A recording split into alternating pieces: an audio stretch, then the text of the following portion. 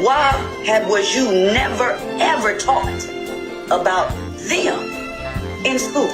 But you were taught about slavery. You was taught about all that shit that happened to you.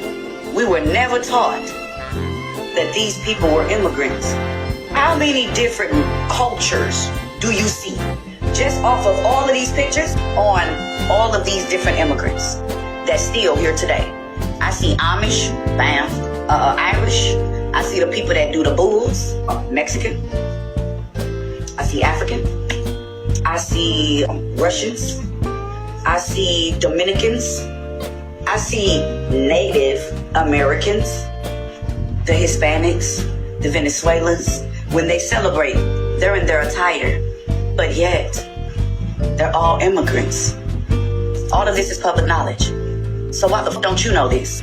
We just seen the evidence of all of the immigrants that came over on a boat. They knew exactly who we were. Before New York became New York, before Ohio became Ohio, before Mexico became Mexico, before Peru became Peru. Looks like niggas to me. The makings of you.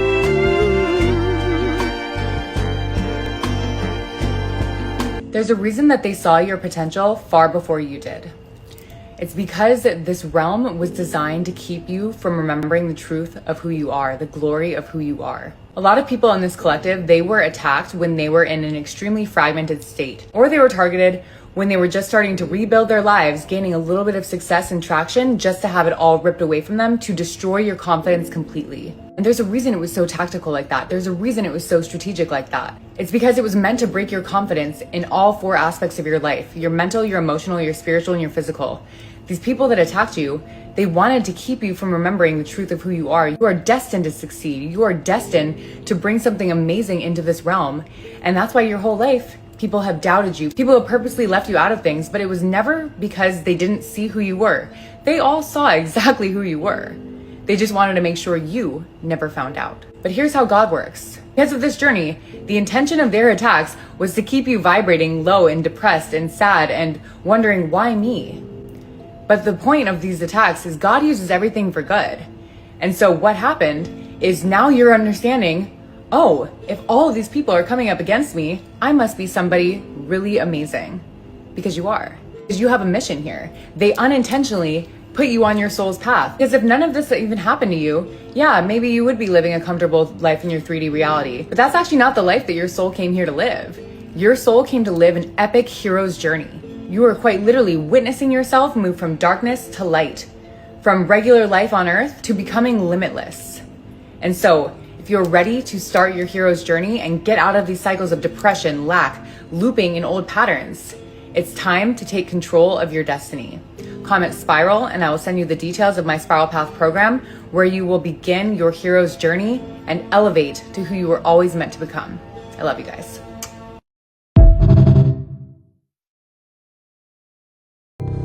They know who you are, chosen.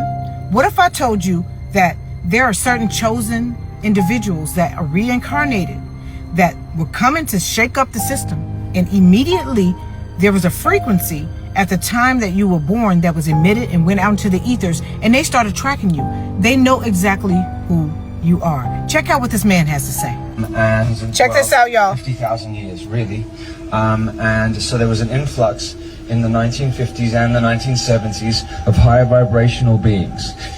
The controlling consciousness that is in charge at this moment of this planet is what is and are aware of every incarnate being that comes into this planet. Every incarnate Through being. Sexual union between a male and a female, energy is then sent up and vibrates up through frequencies to the ethers. They have technology to be able to see where, and then a soul is then attracted to a lifetime, and then the soul will then, this is just one way, a soul will then come to the womb of the mother, and they can track this. They can track this from happening. They track it. We are the powerful ones, y'all. We're the creators. This is why they have feared our ascension for a very long time, because they knew when we started waking up, that the game would be over, because we are the change agents to usher in new earth. And they don't want that. And he talked about the time frame of being from like the 60s and the 70s. I believe it's from a span of many years. I believe that many reincarnated chosen, the change agents have been coming in for a long time, over a span of many years. It all makes sense now, right? Think about this, chosen. How many of you have had a lot of obstacles throughout your lifetime? A lot of obstacles, a lot of adversities, a lot of challenges in your life, whether it was childhood or relationship issues, situationships, just a lot of different things, health issues. These were frequencies and archonic attacks that were constantly being thrown your way because they knew who you were and who you are. The biggest threat to their existence and what they fear is us waking up in groves. And that started happening now. A lot of us are waking up in groves. We're taking our power back. We're working on ourselves. We're decalcifying our pineals, which is really important, because when we decalcify our pineals, which is our first eye, then we have more enlightenment. We have a better connection to source. We know exactly who we are. We start to remember who we've been in past lives. Taking things such as ginkgo biloba helps to open up the neural pathway. It targets the first eye and helps to decalcify it. So we have more mental cognition, better mental clarity, and we have more remembrance of who we are. I have it available on JRC Collections, link in bio. We are ahead of their game now. They thought that they could continue to control us by the parasites and the heavy metals and the toxins, and that's why they have all these 5G, 6G, 7G towers, so they can press these little buttons and make people do weird, crazy things. It's a lot of people doing weird things out here, y'all. Those are the parasites, and they're utilizing these frequencies that are triggering them to do weird things. We have to remove the parasites. Have the parasite cleanses as well as a zeolite available on JRC Collections. You want to take them both together at the same time. The parasite cleanse is going to wash away all the parasites. The actual binder, which is the zeolite, is going to bind the deceased parasites as well as the eggs that they leave behind. It's important to take them both, because after you start to eradicate the parasites, they start emitting all of these nasty toxins all over the body. The binder is going to come behind it to remove all of those toxins. I have them both available on JRC Collections, link in bio. Listen, family, it's important for us to continue to work on our mind, body, and soul. Let's continue to get these light code activations. Link in bio, JRC Collections. Our JRC Collections presents the Astral Traveler's Tea. If you're ready to have vivid dreams you remember and to explore the astrals while you sleep, this is the tea for you. The blend flowers, Traveler's Tea, and other journeys, blue lotus flower, Dambiana tea leaf, and a host of other tea flowers. Get yours today. Link in bio. They know who we are. They know what we are. They've been tracking me since birth. I've been in and out of these hospitals since birth. They told me I wasn't going to make it past birth. Look at me now. And now they trying to track me. And guess what? I still can't be stopped. But this is real. This is real. So I need y'all to know. And that's why it's important that you remember what the fuck you are. It is a must that you remember what the fuck you are. I say. So I'm standing in front of the Lorraine Motel. That wreath behind me is exactly where Martin Luther King was shot and killed from across the street. And over here is the Civil Rights Museum. And this has a very special story for me. When I was living in my car traveling the country, I was also mid-deconstruction, and I was learning about things for the first time. Growing up, I never learned about Martin Luther King's life. I never learned about Malcolm X. I never learned about the Civil Rights Movement. I never learned about Jim Crow. I didn't know that the Tulsa Massacre happened until I was 27 years old. And as I deconstructed and I felt so much stupidity. I felt so dumb for not knowing these things. I also felt so much guilt about participating in a system, participating in language that disenfranchised people, that tried to take their rights away. I grew up in the PragerU kind of education that says, oh, well, slavery wasn't that bad. We gave them Christianity. Remember all the stuff that we're hearing now? That's how I grew up. That's what I was taught. It's how I was raised. And I came to this museum because I was learning, and I was dedicated to learning the whole story, to learning the stories of the lives of people who fought so hard just to be seen as equal. There is no justice if it's only justice for some. That by definition is not justice. And I came to the Civil Rights Museum that year, and I went through and I read everything, and I read and so many stories, so many people I had never heard of. And at one point I just started crying because I felt so overwhelmed about losing this ideal of America that I had been raised in. I felt so discouraged about, well, what do I do now? What do I do now with this information? What do I do growing up how I did, and giving the talking points I did? And this woman, this older black woman who was a volunteer at the museum, came up to me, and she just saw what's happening. And I didn't explain. She said, "Baby, it's okay. You know now." And she sat with me for a little bit and she squeezed my hand and she said, "You know now." And what I want to challenge you with, for some of you, maybe you're challenging your beliefs for the first time. Maybe you are like, wait a minute, I thought we as a group believed in X, Y, Z, and this is not what you're doing. This is not what you're promoting. Maybe you're questioning your beliefs for the first time. And you can't change where you were born. You can't change how you were raised, but you do have an obligation to make right everything you can, everything you participated in, make it as right as you can. And now that you know, you have the obligation to learn. And that means picking up a book. That means doing the work. Don't put it on black people. Don't put it on queer people. Whatever community, do not put it on them. That is your responsibility to take the helm and learn, and let it come with the negative feelings and the good feelings. If you want to change course, you have to put the work in. That's our responsibility. 400 years of slavery and disenfranchisement. We can handle a little bit of discomfort because that is the only way that we move forward. Something completely different. I want to talk about slavery. I'm talking about American slavery of black people. For 400 fucking years, by the way. It was 400 years. And you're probably thinking, I already know all about this. We talk about this in school. I don't need to learn anymore.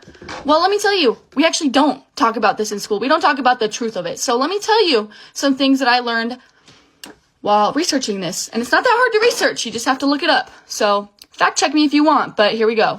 First one I wrote down, you probably heard the term motherfucker. Okay, and I'm not going to do any of that corny, like, grape stuff. I'm going to use the real words because those people deserve it. They deserve to not be graped or whatever the fuck. So, slave owners sometimes would force, this was a common occurrence, would force black men to rape their own mothers publicly, to publicly humiliate them and break their spirit. That's where the term motherfucker comes from. The term motherfucker comes from slavery and rape. I'm never going to use that term again. Once I found that out, I was so sick. Next up, the Atlantic slave trade, which we've all heard about, right? If you have like a public education, hopefully you've heard about this. It was so much worse than we could ever possibly imagine. And like, I mean that. Certain ships were actually invented to make it faster so that the slave traders could get more of a profit because people were dying too quickly on the ships. They had special made masts that were much higher. They were the fastest and biggest ships so that they could make a higher profit because people kept killing themselves and dying. And now let me add on to that, people committing suicide because the conditions were so horrible on the ship. They hadn't even made it to slavery yet. They hadn't made it to the plantations. And they were still killing themselves because they knew how bad it was going to be. Sharks literally changed their migration patterns because bodies were just thrown overboard once they died. However, the Atlantic slave trade officially ended in 1808, right? That was the law that was put in by the early United States government. But do you think that stopped it? No. Let me talk about the reverse Underground Railroad. A lot of Southerners went up north and they had these like gangs that would go and capture, they would kidnap black people. Even if they had never been a slave in their life, if they were escaped, no matter who they were, if you were black, they were going to try to kidnap you. They sold children, especially children, because they were easier to kidnap. It was just a big human trafficking thing. And it boggles my mind that we aren't, like, we don't really talk about this stuff in school, at least not at my school in Utah. And also, to counteract the end of the slave trade in 1808, you know what they did? They made breeding farms. So things get really deep when you look into the tiny hats and slavery. Yes, this was left out of the history books because guess who owns the history books? Those tiny hats over here. And when we look at who owned all the slaves and were the slave traders and the auctioneers, tiny hats. And who owned the newspapers, tiny hats. And then who also created the division? Oh, I think you're starting to understand it. And then you also find about the exploitation of the slaves and how they treated people. Obviously, they're not going to tell anybody this part. And then it also gets interesting when you find out that the tiny hats were defending that they should stay slaves. Isn't that interesting? And people would say, no, that would never happen, really. Slave dealing was an extremely profitable business. And this is where it always ties back to the Rothschilds, like I've always talked about. Even Malcolm X talked about this. People should look into this. And a Negro is not anti-Semitic when he says that the man who's exploiting him in his community is white, because it is a white man who owns all the stores. Now, is it an accident that these whites who own these stores are Jewish? If it's an accident, then the fact that he says the Jew on the corner is exploiting me isn't an anti-Semitic statement. It's just more descriptive of the man who's exploiting him. There is one God. This God creates nations. He gives all nations the same rights. The idea that there are two kinds of people, those with rights and those without, this capitalist hypocritical idea will be destroyed. God did not intend for a few small races to rule over 2/3 of the entire world, while their own people lack resources and other nations starve.